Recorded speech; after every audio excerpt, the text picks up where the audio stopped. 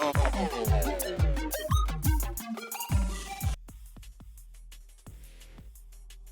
right, what's up, boys?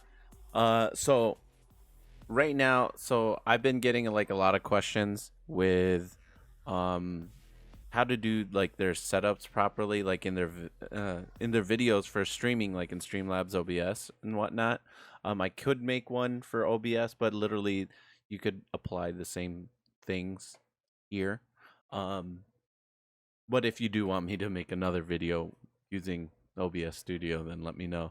But so right now, what I'm just going to be doing is just letting you know what my settings are to stream. Um, so when we're going to start, obviously you connect to whatever you're trying to do, Twitch, Facebook, YouTube, whichever you're trying to do. First things first, what you're going to want to do is go into your streaming, and then you set it from simple to advanced. And advanced, it's going to give you these options like audio track. Audio track, you can just keep it one. Now, when we move down to encoder, we can go to two different things. We could go software, which is going to be utilizing your CPU, or hardware, which would be using the encoder that's located on your graphics card. So depending on your use case, what your hardware is, you can choose between the two. So I mean, if you're doing only streaming, you could do hardware, and it would free up a lot of space for your CPU to do its thing. But yeah, but for me, for my use case, I use X264 because I like to use the hardware to record, or the hardware encoder on my graphics card to record my gameplay whilst streaming with my CPU. Next thing we're going to do here is I like to checkmark enforce streaming service encoder settings. So I don't know, like if you have a setting that is like not within the streaming service like settings, it will like automatically change it for you. At least that's what I think. But we'll go with that. It works, so why not? So for rate control, there's all these different options, but the best option for you would probably be CBR, which stands for constant bit rate for your stream. We'll go to the bit rate numbers here once I show you the video. So video, we're gonna go, I use 2560 by 1440p because that is what my monitor is. Your base canvas resolution is what you work with on here, what you display on your screen, or like what you work with on there. Then the next one you would have, so for most of you it'd probably be 1920 by 1080, but for me it'd be 1440.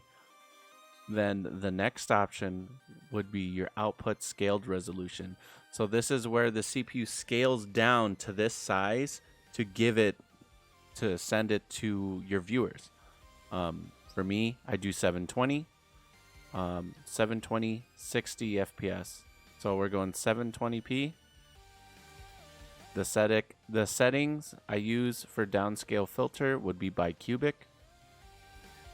Then when you go to FPS type, you're going to go common FPS values. And then for the value, I put 60. Depending on how much bitrate, how good your internet is, you could put like 60 or 30. But for probably like the easiest setting that like it would just be easier for your viewers to see, and also just your computer to run it, 720/30 would probably be one of the best options for you, especially if you guys are just like starting off, Then we'll go back to output now that I explained to you what settings you're using. So if you're using these are my recommendations. You guys can do whatever you want, and just try it out, see what you have. I'm gonna you can Google whoops you can Google a program called Twitch Test, and you can put in your stream key, and then you can test out which servers would run best for your stream. So obviously I live in North America, so I put North America to be tested. Then you just hit start, and then whichever one has the best quality, you can pick that as your server to stream out to. All right, now going for, it'll also tell you your bit rate. I have fiber, so I have like a lot of internet speed to deal with, or bandwidth, but my recommendations is for 720p 30 you should do 2500, but for 720p 60 I would recommend at least 3500, but for my purposes I use 4000 and it works just fine for me.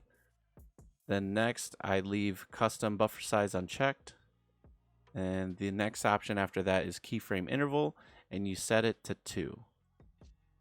Then now we go to CPU usage preset.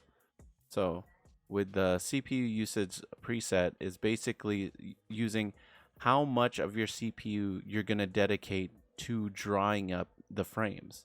For me, my personal taste for the quality of the image and how much of a performance hit I take from my CPU, I like using faster. But maybe you guys from the beginning try very fast. Very fast will probably be good for most of you guys. I have tried medium, and I don't like medium at all, because I feel like I just dropped frames a lot because it wouldn't keep up. So profile I set to high, tune leave at none, and then right here I actually got this setting for X264 options for best image quality and whatnot from Epic's Epusvox's channel.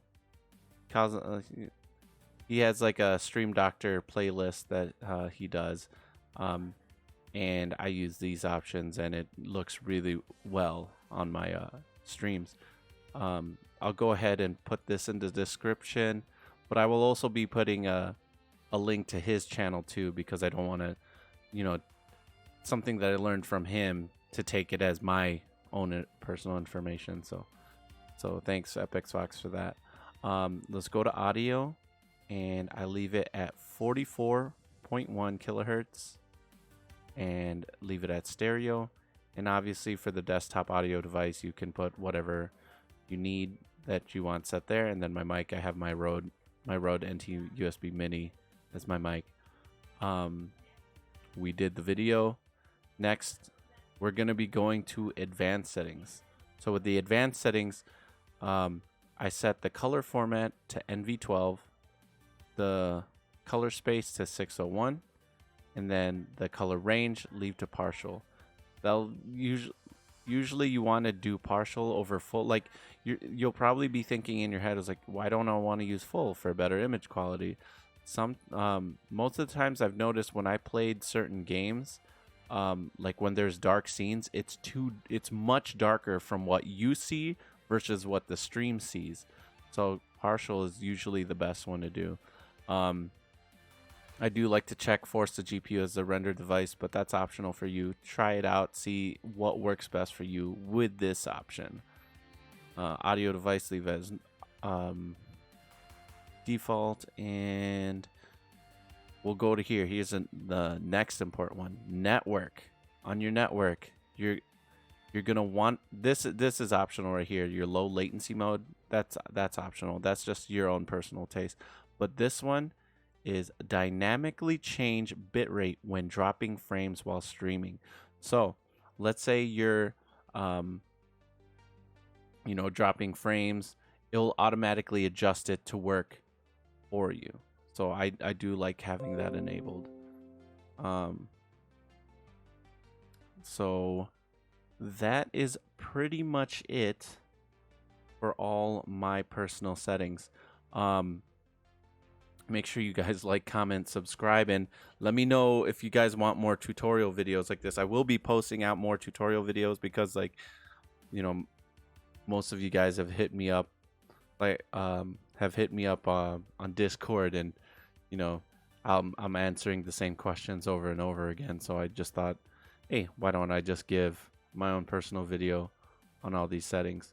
So I'll see you guys later. Peace.